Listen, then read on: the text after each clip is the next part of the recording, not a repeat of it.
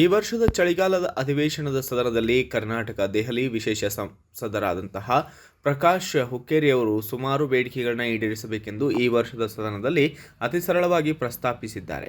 ಒಂದು, ಕೃಷ್ಣಾ ಮೇಲ್ದಂಡೆ ಯೋಜನೆ. ಪ್ರತಿ ವರ್ಷ ಹಿಡಕಲ್ ಡ್ಯಾಂ ಮತ್ತು ಆಲಮಟ್ಟಿ ಡ್ಯಾಂನಲ್ಲಿ ತುಂಬುವ ನೀರಿನ ಒತ್ತಡ ಹೆಚ್ಚಾಗಿ ಕೃಷ್ಣಾ ನದಿಯ ಮೇಲ್ದಂಡೆಯ ಕೆಲವು ಗ್ರಾಮಗಳು ಮುಳುಗಡೆಯಾಗುತ್ತಿವೆ.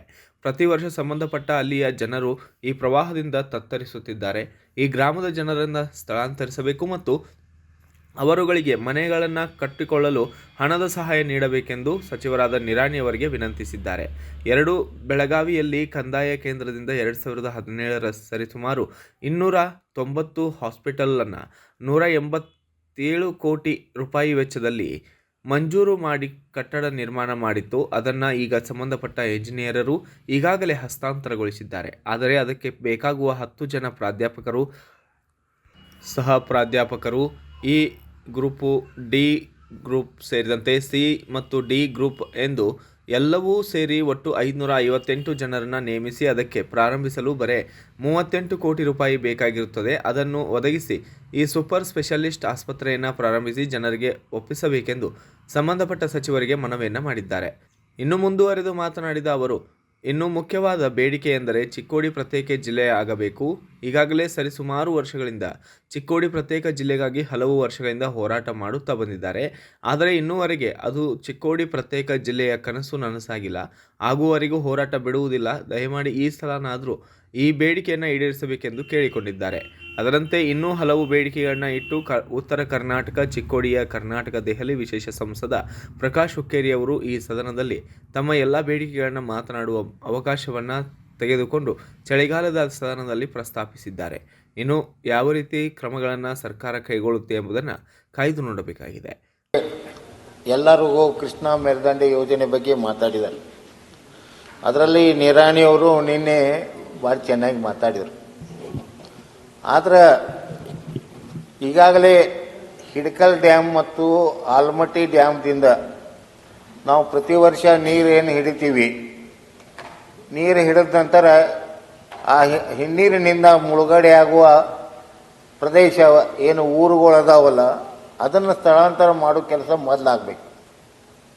ಅಥಣಿ ತಾಲೂಕು ಮತ್ತು ಚಿಕ್ಕೋಡಿ ತಾಲೂಕದಾಗ ಎಷ್ಟೋ ಹಳ್ಳಿಗಳು ಆ ಹಿನ್ನೀರಿನಿಂದ ಆಲಮಟ್ಟಿ ಮತ್ತು ಹಿಡ್ಕಲ್ ಡ್ಯಾಮ್ನಿಂದ ನೀರಿನಿಂದ ಚಿಕ್ಕೋಡಿ ತಾಲೂಕು ಮತ್ತು ಅಥಣಿ ತಾಲೂಕಿನ ಸಾಕಷ್ಟು ಹಳ್ಳಿಗಳು ಮುಳುಗಡೆ ಆಗ್ತವೆ. ಆ ಮುಳುಗಡೆ ಆಗಿದ್ದಕ್ಕೆ ಇನ್ನೂವರೆಗೆ ಕೂಡ ಆ ಜನರನ್ನು ಸ್ಥಳಾಂತರ ಮಾಡಿಲ್ಲ ಮತ್ತು ಅವರಿಗೆ ಬೇರೆ ಕಡೆ ಜಾಗನೂ ಕೊಟ್ಟಿಲ್ಲ ಮತ್ತು ಆ ಜಾಗ ಕಟ್ಟಲಿಕ್ಕೆ ಇನ್ನೂ ಹಣ ಕೂಡ ಕೊಟ್ಟಿಲ್ಲ. ದಯವಿಟ್ಟು ನಾನು ನಿರಾಣಿಯವರಲ್ಲಿ ವಿನಂತಿ ಮಾಡ್ತೀನಿ, 24 ತನಕ ಏರಿಸ್ಲಿಕ್ಕೆ ನಮ್ದೇನು ತಕರಾರಿಲ್ಲ.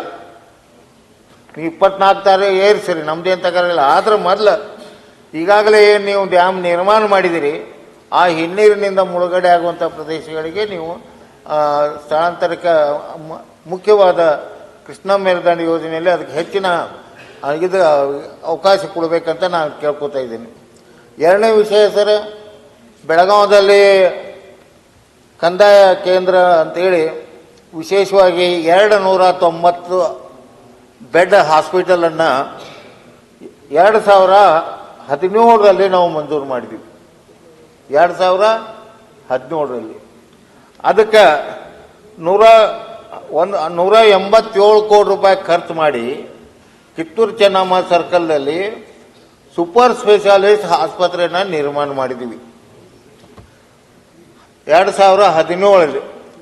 ಆ ಕಟ್ಟಡವನ್ನು ಈಗಾಗಲೇ ಸಂಬಂಧಪಟ್ಟ ಇಂಜಿನಿಯರು ಅದನ್ನು ಹಸ್ತಾಂತರ ಮಾಡಿದ್ದಾರೆ.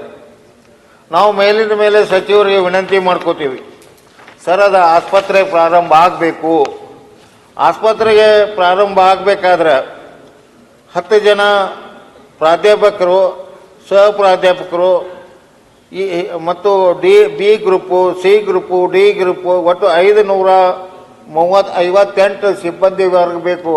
ದಯವಿಟ್ಟು ಅದನ್ನು ಒದಗಿಸ್ಬೇಕಂತ ನಾವು ಸಾಕಷ್ಟು ಸರಿ ಶರಣಪ್ರಕಾಶ್ ಪಾಟೀಲ್ ಅವ್ರಿಗೆ ನಾವು ವಿನಂತಿ ಮಾಡ್ಕೊಂಡು ಇನ್ನೂ ತನಕ ಅದಕ್ಕೆ ಸಿಬ್ಬಂದಿಗಳನ್ನ ಕೊಟ್ಟಿಲ್ಲ ಮತ್ತು ಆಸ್ಪತ್ರೆ ಇನ್ನೂ ಪ್ರಾರಂಭ ಆಗಿಲ್ಲ. ಬರೋ ಹೋಗೋ ಜನ ಮಾತಾಡ್ತಾರೆ, ಏನ್ರಿ ದೊಡ್ಡ ಸ್ಪೆಷಾಲಿಸ್ಟ್ 2017ರಾಗ ಸೂಪರ್ ಸ್ಪೆಷಾಲಿಸ್ಟ್ ಆಸ್ಪತ್ರೆಯನ್ನು ಕಟ್ಟಿದ್ರಿ, ಅದು ಇನ್ನೂವರೆಗೆ ಪ್ರಾರಂಭ ಆಗಿಲ್ಲ. ದಯವಿಟ್ಟು ಅದಕ್ಕೆ ಬೇಕಾಗಿರೋದು ಅಮೌಂಟ್ ಬರೀ 38 ಕೋಟಿ ರೂಪಾಯಿ. ನಾಯಕರ ಬರೀ 38 ಕೋಟಿ ರೂಪಾಯಿ. 38 ಕೋಟಿ ರೂಪಾಯಿ ಕೊಟ್ರೆ ಆಸ್ಪತ್ರೆ ಪ್ರಾರಂಭ ಆಗ್ತೈತಿ, ರೋಗಿಗಳಿಗೆ ಅನುಕೂಲ ಆಗ್ತೈತಿ. ಅದು ಬೆಳಗಾವಿ ಜಿಲ್ಲೆ, ಮುಖ್ಯ ಬೆಳಗಾವಿ ಜಿಲ್ಲೆ ಕೇಂದ್ರದಲ್ಲಿ 279 ಸ್ಪೆಷಾಲಿಟಿ ಆಸ್ಪತ್ರೆ ಪ್ರಾರಂಭ ಆದ್ರೆ ಎಷ್ಟೋ ರೋಗಿಗಳಿಗೆ ಅದರಿಂದ ಅನುಕೂಲ ಆಗ್ತೈತೆ ಅಂತೇಳಿ ನಾವು ವೈಯಕ್ತಿಕವಾಗಿ ಕೊಟ್ಟಿದ್ದೀನಿ. ದಯವಿಟ್ಟು ಉಪಸಭಾಪತಿ ಅವರ ಗಮನಕ್ಕೆ ತರ್ತೀನಿ.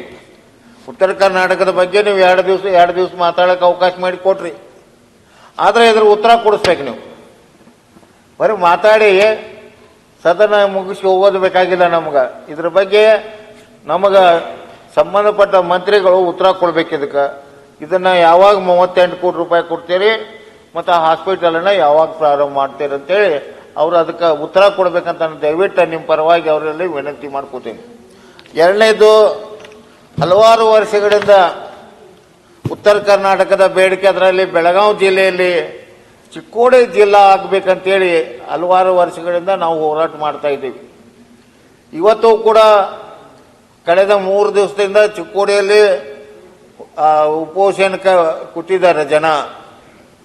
ಮತ್ತು ನಮ್ಮ ಜಿಲ್ಲಾ ಘೋಷಣೆ, ಚಿಕ್ಕೋಡಿ ಜಿಲ್ಲಾ ಘೋಷಣೆ ಮಾಡಿ ಅಂತೇಳಿ ಕೇಳ್ತಾ ಇದ್ದಾರೆ. ಜೆ.ಎಚ್. ಪಾಟೀಲ್ ಅವರು ಇದ್ದಾಗ, ಮುಖ್ಯಮಂತ್ರಿ ಇದ್ದಾಗ ಅದನ್ನು ಘೋಷಣೆ ಮಾಡಿದರು. ಚಿಕ್ಕೋಡಿ ಬೆಳಗಾವಿ ಜಿಲ್ಲಾದಾಗ ಚಿಕ್ಕೋಡಿ ಜಿಲ್ಲಾ ಆಗ್ಬೇಕಂತ ಘೋಷಣೆ ಮಾಡಿದ್ರು. ಯಾವ ರಾಜಕಾರಣದಿಂದ ಅದನ್ನು ವಾಪಸ್ ತಗೊಂಡ್ರು ನಮ್ಗೆ ಗೊತ್ತಿಲ್ಲ. ಇವತ್ತು ಪಕ್ಷಾತೀತವಾಗಿ ನಾವು ತಮ್ಮಲ್ಲಿ ವಿನಂತಿ ಮಾಡ್ಕೋತೀವಿ, ಚಿಕ್ಕೋಡಿ ಜಿಲ್ಲಾ ಘೋಷಣೆ ಆದ್ರೆ ಚಿಕ್ಕೋಡಿ ಜಿಲ್ಲಾ ಅಭಿವೃದ್ಧಿ ಆಗುತ್ತೆ ಅಂತೇಳಿ ಈ ಸಂದರ್ಭದಲ್ಲಿ ತಮ್ಮಲ್ಲಿ ಕಳಕಳಿ ವಿನಂತಿ ಮಾಡ್ಕೋತೀನಿ. ಮತ್ತು ವಿಶೇಷವಾಗಿ ಈ ಕಲ್ಯಾಣ ಕರ್ನಾಟಕಕ್ಕೆ ಸುಮಾರು 3,500 ಕೋಟಿ ರೂಪಾಯಿ ಕೊಟ್ಟಿದ್ದಾರೆ ಕಲ್ಯಾಣ ಕರ್ನಾಟಕ. ಅದೇ ಪ್ರಕಾರ ಬೆಳಗಾವಿ ಜಿಲ್ಲೆ, ಬಾಗಲಕೋಟೆ ಜಿಲ್ಲೆ, ಬಿಜಾಪುರ ಜಿಲ್ಲೆ ಮತ್ತು ಹುಬ್ಬಳ್ಳಿ ಧಾರವಾಡ ಜಿಲ್ಲೆ, ಈ ಎಲ್ಲ ಜಿಲ್ಲೆಗಳನ್ನು ಕೂಡಿಸಿ ಕಲ್ಯಾಣ ಕರ್ನಾಟಕ ಹೆಂಗೆ ಮಾಡಿದ್ದಾರೆ ಹಂಗೆ ನಮಗೂ ಮಾಡಿ, ನಮಗೂ ಪ್ರತಿ ವರ್ಷ 3,500 ಕೋಟಿ ಕೊಡುವ ವ್ಯವಸ್ಥೆ ಮಾಡಬೇಕಂತೇಳಿ ನಿಮ್ಮಲ್ಲಿ ಕಳಕಳಿಯಿಂದ ನಾವು ವಿನಂತಿ ಮಾಡ್ಕೋತೀವಿ. ಅಭಿವೃದ್ಧಿ ಆಗಬೇಕಾದ್ರೆ ಬಿಜಾಪುರ, ಬಾಗಲಕೋಟೆ, ಬೆಳಗಾವಿ, ಹುಬ್ಬಳ್ಳಿ ಧಾರವಾಡ ಸುಮಾರು 5-6 ಜಿಲ್ಲೆಗಳನ್ನು ಕೂಡಿಸಿ ಈಗ ಹೆಂಗೆ ನೀವು ಕಲ್ಯಾಣ ಕರ್ನಾಟಕ ಮಾಡಿದಿರಿ, ಬಳ್ಳಾರಿ, ರಾಯಚೂರು, ಗುಲ್ಬರ್ಗ, ಬೀದರ್ ಈ ಕಡೆ ಹೆಂಗೆ ಮಾಡಿದಿರಿ ಅದೇ ಥರ ನಮ್ಮಲ್ಲಿ ಮಾಡಬೇಕಂತೇಳಿ ನಿಮ್ಮಲ್ಲಿ ಕಳಕಳಿಯಿಂದ ನಾವು ಕೇಳ್ಕೊತೀವಿ. ಮತ್ತೊಂದು ವಿಶೇಷವಾಗಿ ಹೇಳೋದಂತಂದ್ರೆ, ಚಿಕ್ಕೋಡಿಯಲ್ಲಿ ಒಂದು ಆಸ್ಪತ್ರೆ 100 ಬೆಡ್ಡದ ಆಸ್ಪತ್ರೆ, ಅದನ್ನು ನಾವು 250 ಬೆಡ್ಡದ ಆಸ್ಪತ್ರೆ ಮಾಡಂತ ನಾವು ಸಚಿವರಲ್ಲಿ ವಿನಂತಿ ಮಾಡ್ಕೋತೇವೆ. ಅಲ್ಲಿ ಏನಾಗ್ತಾ ಇದೆ ಅಂದ್ರೆ, ಈ ಎಲ್ಲ ಪೇಷಂಟ್ಗಳು ಮಹಾರಾಷ್ಟ್ರದ ಮಿರಜ್ ಮತ್ತು ಸಾಂಗ್ಲಿಗೆ ಹೋಗ್ತಾರೆ. ಎಲ್ಲರೂ ಹೆಚ್ಚಿನ ಚಿಕಿತ್ಸೆಗಾಗಿ ಅವರು ಹುಬ್ಬಳ್ಳಿ, ಮಿರಜ್ ಮತ್ತು ಸಾಂಗ್ಲಿಗೆ ಹೋಗ್ತಾರೆ. ಅದಕ್ಕೆ ನಾವು ಸಚಿವರಲ್ಲಿ ವಿನಂತಿ ಮಾಡ್ಕೊಂಡು ಚಿಕ್ಕೋಡಿಗೆ ಒಂದು 250 ಬೆಡ್ಡಿನ ಆಸ್ಪತ್ರೆ ನೀವು ಮಂಜೂರು ಮಾಡಬೇಕಂತ. ಉತ್ತರ ಕರ್ನಾಟಕದ ಅಭಿವೃದ್ಧಿ ಮಾಡಬೇಕಂದ್ರೆ ಇವೆಲ್ಲ ಆಗಬೇಕಲ್ಲ, ಯಾಕ್ರಿ ಆಗಬೇಕಲ್ಲ. ಇವೆಲ್ಲ ಅಭಿವೃದ್ಧಿ ಆಗಬೇಕಾದ್ರೆ ಇವನ್ನೆಲ್ಲ ಮಾಡಬೇಕು. ಸರ್, ಮತ್ತೊಂದು ವಿಷಯ ಉಪಸಭಾಪತಿಯವರು ನಿಮ್ಮ ಗಮನಕ್ಕೆ ತರ್ತಾ ಇದ್ದೀನಿ. ನಮ್ಮ ಕ್ಯಾನ್ಸರ್ ಆಸ್ಪತ್ರೆಗೆ ಹಿಂದಿನ ಸರ್ಕಾರದಾಗ 50 ಕೋಟಿ ರೂಪಾಯಿ ಕೊಟ್ಟಿದ್ರು. ಇನ್ನೂವರೆಗೆ ಅದಕ್ಕೆ ಬೆಳಗಾವಿದಾಗ ಜಾಗ ಸಿಕ್ಕಿಲ್ಲ. 10 ಎಕರೆ ಜಮೀನು ಬೇಕು, 50 ಕೋಟಿ ಈಗಾಗಲೇ ಬಜೆಟ್ನಲ್ಲಿ ಅದಕ್ಕೆ ಅನುದಾನ ಕೊಟ್ಟಿದ್ರು. ನಾನು ಸನ್ಮಾನ್ಯ ಮುಖ್ಯಮಂತ್ರಿಗಳಲ್ಲಿ ವಿನಂತಿ ಮಾಡ್ಕೊಂಡು, ಸರ್, ಇದು ಬೆಳಗಾವಿದಾಗ ನೀವು ಜಾಗ ಸಿಗಲಿಲ್ಲ ಅಂದ್ರೆ ನಾವು 10 ಕೋಟಿ 10 ಎಕರೆ ಜಮೀನು ನಾವು ಚಿಕ್ಕೋಡಿಯಲ್ಲಿ ಕೊಡಕ್ಕೆ ತಯಾರಿದ್ದೀವಿ. ನಮ್ಮಲ್ಲಿ ಕ್ಯಾನ್ಸರ್ ಪೇಷಂಟ್ ಎಷ್ಟು ಅದಾವ ಅನ್ನೋದೊಂದು ಅಂಕಿ ಸಂಖ್ಯೆಗಳನ್ನು ನಾನು ಸಚಿವರಿಗೆ ಕೊಟ್ಟಿದ್ದೆ. ಸರ್, ಅದನ್ನು ನೀವು ಇಲ್ಲೇ ಆಗಲಿಲ್ಲ ಅಂದರೆ ಚಿಕ್ಕೋಡಿಗೆ ಮಾಡಿರಿ ಕ್ಯಾನ್ಸರ್ ಹಾಸ್ಪಿಟಲ್. ಅದರ ಎಷ್ಟೋ ಕ್ಯಾನ್ಸರ್ ರೋಗಿಗಳಿಗೆ ಅದು ಅನುಕೂಲ ಆಗ್ತೈತೆ ಅಂತೇಳಿ ನಾನು ವಿನಂತಿ ಮಾಡ್ಕೊಂಡಿನಿ. ಆ ಪ್ರಕಾರ ತಮ್ಮಲ್ಲಿ ಕಳಕಳಿಯಿಂದ ವಿನಂತಿ ಮಾಡ್ಕೋತೀವಿ. ನಾವು ಉತ್ತರ ಕರ್ನಾಟಕದ ಅಭಿವೃದ್ಧಿ ಆಗಬೇಕಾದ್ರೆ ಮುಖ್ಯವಾಗಿ ಇಂಥ ವಿಷಯ ಒಂದು, ಬೆಳಗಾವಿಯಲ್ಲಿ 279 ಬೆಡ್ಡಿನ ಹಾಸ್ಪಿಟಲ್ ಪ್ರಾರಂಭ ಆಗಬೇಕು ಮತ್ತು ಚಿಕ್ಕೋಡಿ ಜಿಲ್ಲಾ ಅಂತ ಘೋಷಣೆ ಆಗಬೇಕು. 250 ಬೆಡ್ಡಿನ ಆಸ್ಪತ್ರೆ ಚಿಕ್ಕೋಡಿಯಲ್ಲಿ ಆಗಬೇಕು ಮತ್ತು ಕ್ಯಾನ್ಸರ್ ಆಸ್ಪತ್ರೆ ಚಿಕ್ಕೋಡಿಯಲ್ಲಿ bureau report Raju Munde, BV5 news Kannada, Belagavi. Thanks for watching. Read, discuss, and debate with editor Dr. Yan Prashant Rao. Wanted reporters in print, digital, and visual media for Bharat Vaibhav Daily Newspaper, BV News 5 Channel, and BV Fast Web News from all the talukas of Karnataka, Goa, and Maharashtra. If interested, send your resume to 9019229369.